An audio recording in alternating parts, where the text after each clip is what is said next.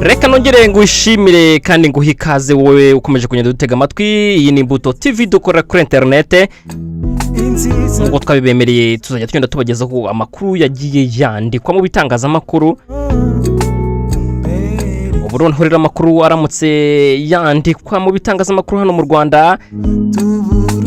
Turaza kuba dusimbukira ku gitangazamakuru cyitwa igihe.com tubabwire ko Minisitiri w'Ubwongereza yagaye Tshisekedi uherutse kwibasira Perezida wa Repubulika y'u Rwanda nyakubahwa Paul Kagame. Kandi ubwo ngubwo ni nako turaza kuba tukiguma kuri iki gitangazamakuru tubabwire ko igishushanyo mbonera cya Green City Kigali kigiye kumurikirwa abaturage. Ariko nanone nkurarikiye inkuru irambuye ku bujurire bw'icyemezo urukiko rwari rwafashe kirekura Titi Brown wa mubyinnyi kabuhariwe. Ese noneho byaje kuba bigenda bite n'iki arimo araregwa? Nge rero nkuko musanzwe mubimenyereye nitwa Fraterne Frank Rugwizangoga bahaye ikaze muri iki kiganiro cy'uyu munsi.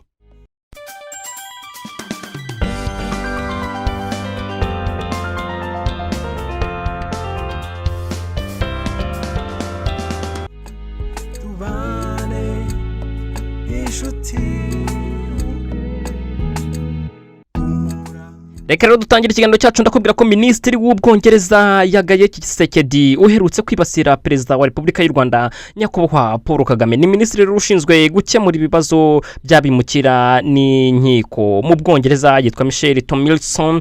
Yagaye Perezida wa Repubulika ya Demokarasi ya Kongo Felix Tshisekedi uherutse kwibasira Perezida w'u Rwanda nyakubahwa Paul Kagame akamugereranya na Adolf Hitler.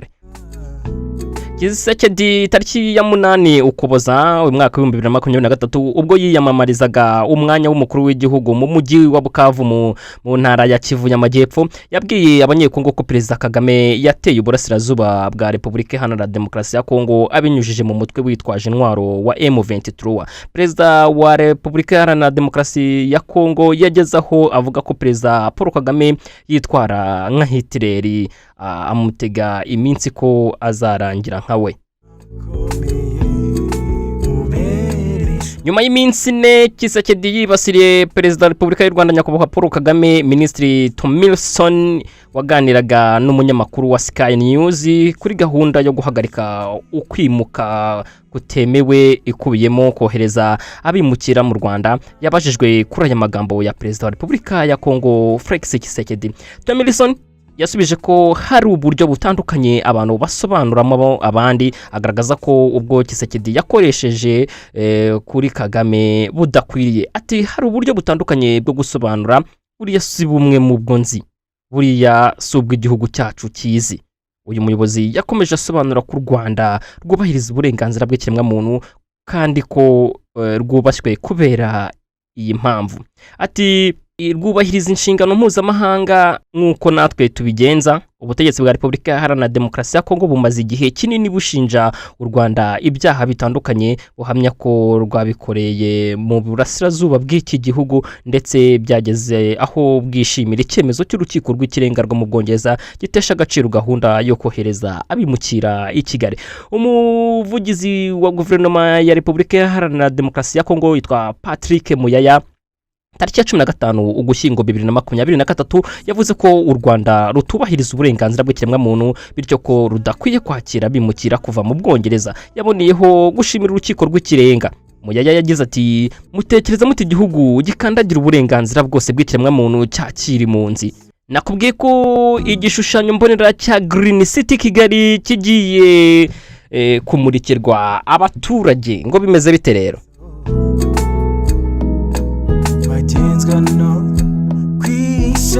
Umuyobozi w'umushinga Green City bwatangaje ko igishushanyo mbonera cy'uyu mushinga uzubakwa mu murenge wa Kinyinya kigeze ku ntambwe ishimishije, aho abaturage basabwa kugitangaho ibitekerezo mbere y'uko gishyikirizwa inama njyanama y'umujyi wa Kigali ikacyemeza burundu.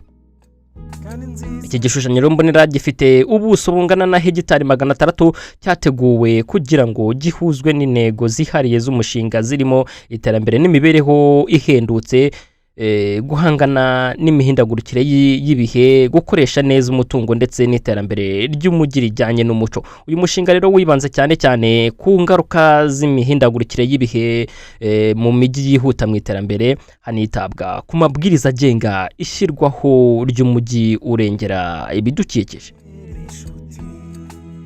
Iki gishushanyo mbonera rero cyakozwe hashingiwe ku gishushanyo mbonera gisanzwe cy'umujyi wa Kigali cya 2020 ndetse kikaba kigaragaza impamvu yo gushyiraho Green City Kigali bigakemura ibibazo by'ingenzi.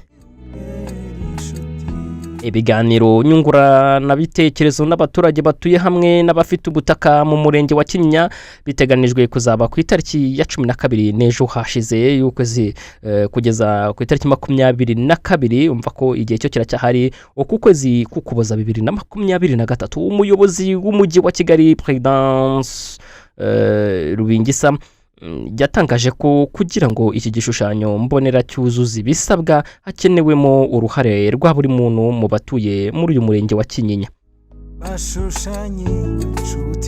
Yagize ati umujyi wa Kigali wiyemeje gushyira imbaraga mu guteza imbere imiturire irambye. Uyu mushinga wa Green City Kigali uhuza neza n'igishushanyo mbonera cy'umujyi wa Kigali cya 2050 n'icyerekezo cy'u Rwanda cya 2050. Turashishikariza abatuye Kinyinya kugira uruhare mu gutanga ibitekerezo ku gishushanyo mbonera cy'uyu mushinga. Ibitekerezo ndetse n'uruhare rwa buri wese nibyo bizatuma iki gishushanyo mbonera cyuzuza ibisabwa n'umujyi ndetse kinashyire mu bikorwa ibyifuzo by'abaturage.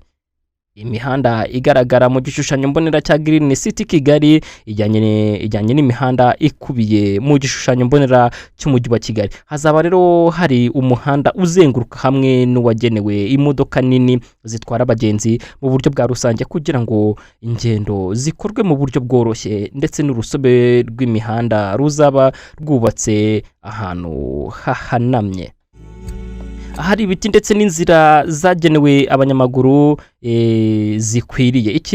Ikibaya kizaba gihuza inzira y'abanyamaguru ikikijwe n'ishyamba n'uwo muhanda wihuta wagenewe imodoka nini zitwara abagenzi mu buryo bwa rusange. Hazaba kandi hari n'ibikorwa remezo byakoreshwa na buri wese mu buryo bworoshye. Hari kandi n'amashuri y'incuke, abanza, ayisumbuye, TVET na kaminuza, ndetse n'ahantu hagenewe gukorerwa ibikorwa by'ubukungu mu rwego rwo guteza imbere imirimo idakomoka ku buhinzi.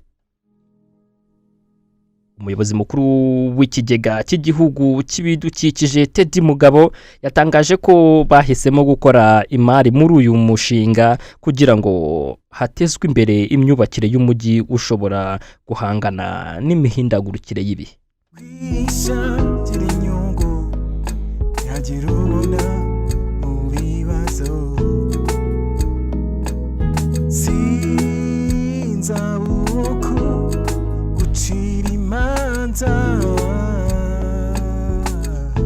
Nakubwiye ngo utajya kure ndaje rwose nkubwire iby'ubujurire ku rubanza cyangwa se ubujurire ku myanzuro y'urubanza rwari urwa Titi Brown wari wararekuwe n'inkiko, bwemeza yuko rwose abaye umwere, ariko noneho abamuregaga bakaba bongeye kugaruka barajurira.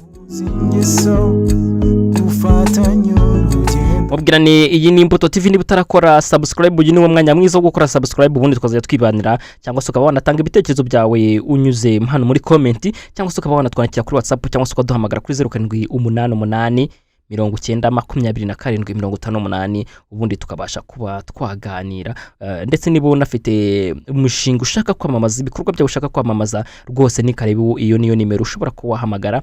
Ariko noneho by'umwihariko turahamagarira urubyiruko kwamamaza ibikorwa byabo kugira ngo bibashe kuba byamenyekana aho ngaho hashyizweho ubwasisi. Iyo ni promotion.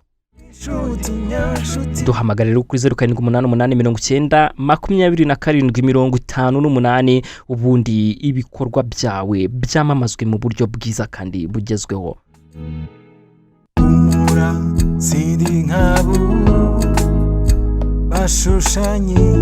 jewe ibaruwa mfite imbere yanje rwose reka nyigusomerere aratangira uvuga ngo Repubulika y'u Rwanda urwego rwisumbuye rwa Nyarugenge ubushinjacyaha bukuru urwego rwisumbuye rwa Nyarugenge umwanzuro w'ubushinjacyaha ujuririra imikirize y'urubanza. Twagiye rero hariho ngo haburana hakaza urega. Reka rero tubishyire mu itangazamakuru n'ubundi ni hahandi nabyo byasohotse bijya ku mbuga nkoranyambaga. Urega rero ubushinjacyaha bushingiye ku ngingo y'180, 181 ndetse n'182 izi tegeko 027 akarongo 2019 ryo kuwa 19 z'ukwezi kwa 9 2019 ryerekeye imiburanishirize y'imanza z'inshinjabyaha bujuririye mu rukiko rukuru urubanza RP 0169 akarongo 2021 akarongo TGE akarongo NYGE rwaciwe ku itariki ya 10 z'ukwezi kwa 11 2023 n'urukiko rwisumbuye rwa Nyarugenge. Uregwa Ishimwe Thierry mwene Karamera Evariste ndetse na Mukamurangwa Prudence utuye mu kagari ka Rwampara umurenge wa Kigarama akarere ka Kicukiro umujyi wa Kigali yunganiwe na Metere Mbonyimpaye Elias. Icyaha riraregwa no gusambanya umwana, icyaha giteganywa kandi kikanahanishwa n'ingingo ya 4 y'itegeko numero 69 akarongo 2019 ryo kuwa 8 z'ukwa 11 2019 rihindura itegeko numero 68 akarongo 2018 ryo kuwa 30 z'ukwa 8 2018 riteganya ibyaha n'ibihano muri rusange. Ikiregerwa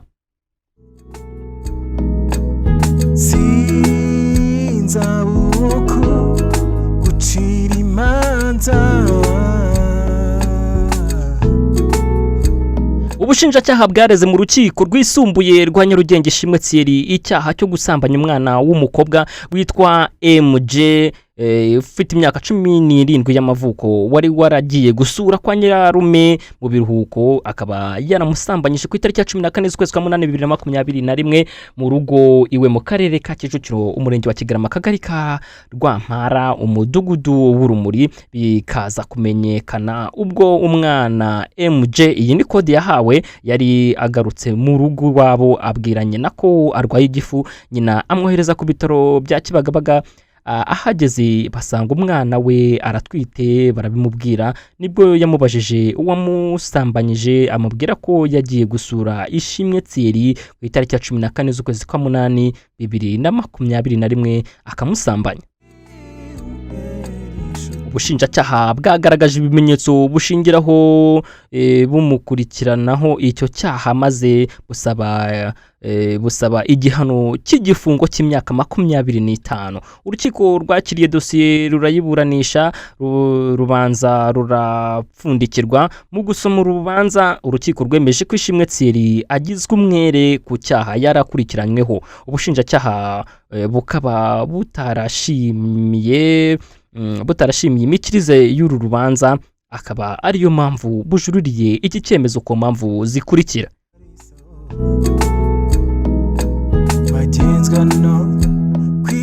Impamvu y'ubujurire ubushinjacyaha bujuriye iki cyemezo kuko umucamanza yirengagije ibimenyetso byatanzwe. Dusaba urukiko rukuru kongera gusuzuma no kwemeza ko ibi bimenyetso bishinja Ishimwe Thierry bifatika kuko nta gushidikanya kurimo. Impamvu ya mbere y'ubujurire urukiko rwatesheje agaciro imvugo z'urega ari bashyize mu dukubo nyina w'umwana wahohotewe ngo ko bifatwa nk'ikimenyetso ngo kuko yavuze ibyo yabwiwe n'umwana. Aha rero ubushinjacyaha busanga urukiko rutaragaragaje inenge iri mu mvugo y'urega kuko birasanzwe ko urega abahagarariye umwana kandi si we wahohotewe. Rero kuvuga ibyo yabwiwe n'umwana nta kosa ririmo kuko niko biri ndetse byemewe n'amategeko cyane ko wahohotewe ari umwana. ikindi ngo hari umurongo watanzwe n'urukiko rw'ikirenga mu rubanza RPAA 0012 akarongo 2008 akarongo C na S. Urubanza rwaciwe kuwa 26 z'ukwa 11/2010 n'urubanza RPAA 0118 akarongo 11 akarongo C na S rwaciwe tariki ya 13 Ugushyingo 2015 igika cya 11 n'icya 12 aho urukiko rwasobanuye ko nta cyabuza ko imvugo zurega cyangwa iz'uwahohotewe zumvwa n'urukiko kandi rukaziha agaciro igihe rusanze zikubiyemo ukuri kuko ari rwo rwonyine ruhamya mu bwisanzure bwarwo ko ibimenyetso byose bishinja cyangwa se bishinjura ari byo kandi bishobora kwemerwa. Urukiko rukaba rutaragaragaje impamvu runenga izi mvugo niba zikubiyemo ibinyoma byari gutuma rutazishingiraho. Tukaba dusaba urukiko rukuru kuzasesengura neza iki kimenyetso aho bihurira n'ibyabaye. Impamvu ya kabiri y'ubujurire, urukiko rwasesenguye nabi ikimenyetso cyatanzwe n'ubushinjacyaha kijyanye n'amashusho ariyo video agaragaza uregwa ari kumwe n'uwahohotewe. Aha ubushinjacyaha ntabwo bwatanze iki kimenyetso mu rwego rwo kuvuga ko kigaragaza ko uregwa yasambanyije MJ, ahubwo iki kimenyetso cyatanzwe kugira ngo gihinyuze imyiregurire y'uregwa wakomeje kugaragaza ko uwo mwana atigeze yinjira mu nzu, ko nta n'umwanya bamaranye, mu gihe MJ yagaragaje ko yasuye uregwa ndetse banamarana n'umwanya, barasabana, barabyina, nyuma aza kumusambanya. Urukiko rwagaragaje ko nta originalite ya video ngo ubushinjacyaha bwashoboye kwerekana. Twe dusanga atari byo kuko ubushinjacyaha bwagaragarije urukiko ko video yafashwe n'uregwa ubwe akoresheje telefone ye ngendanwa, ayifatira iwe bari mu nzu muri salo kuko iya MJ yari ayifite mu ntoki. Ubushinjacyaha bwazanye iyo video bunagaragaza ko buyemera nk'umwimerere. Uregwa n'umwunganizi we nibo bagomba kugaragaza uburyo ki ayo mashusho atari umwimerere, cyangwa se urukiko rwabona ari ngombwa gushaka kumara impaka rwari gusaba ko expert yabigenzura, ariko atari ugufata icyemezo kiyitesha agaciro kandi ntacyo rushingiyeho gifatika.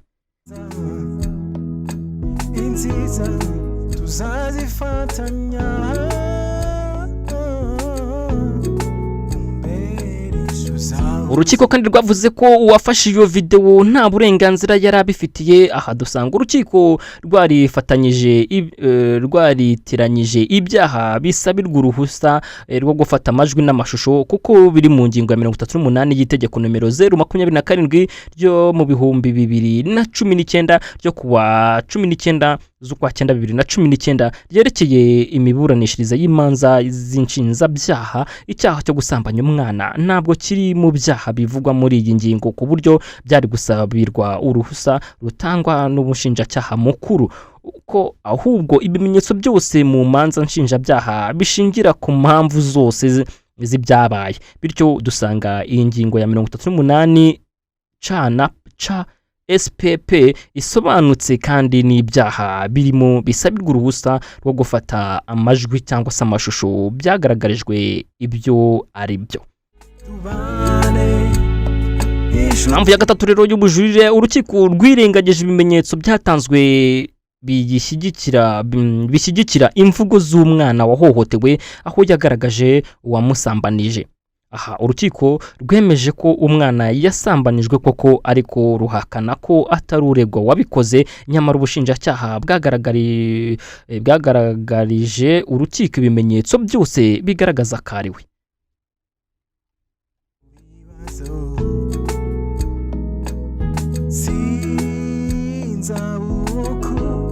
twabisobanuye rugomba gusesengurwa ikaba yashingirwaho mu guhamya icyaha uregwa cyangwa se ikaba yateshwa agaciro mu gihe urukiko rwaba rugaragaje inenge kandi nayo ikomeye yatuma iteshwa agaciro. Ubushinjacyaha bukaba busaba urukiko rukuru kuza gusesengura ibi bimenyetso byatanzwe muri uru rubanza rukabiha ishingiro, cyane ko uregwa usibye guhakana mu magambo nta kindi yagaragaje kivuguruza ibimenyetso.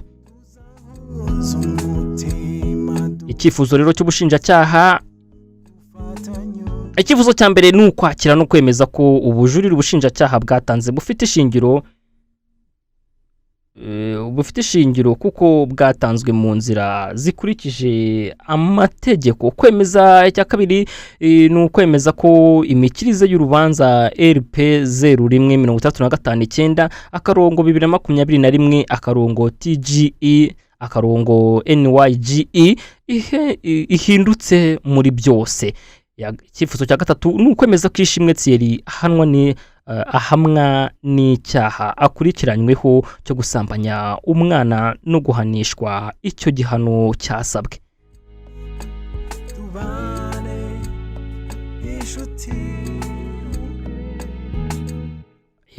Amategeko rero ubushinjacyaha bushingiraho ingingo y'108 n'itegeko nimero 027/2019 ryo kuwa 19/9/2019 ryerekeye imiburanishirize y'imanza z'inshinjabyaha iteganya ko ibimenyetso bishobora gushingira ku mpamvu zose z'ibyabaye n'ibyemejwe n'amategeko. Ababuranyi bapfa kuba barabigiriyeho impaka ari nabyo byifashishijwe mu rubanza rujuririrwa.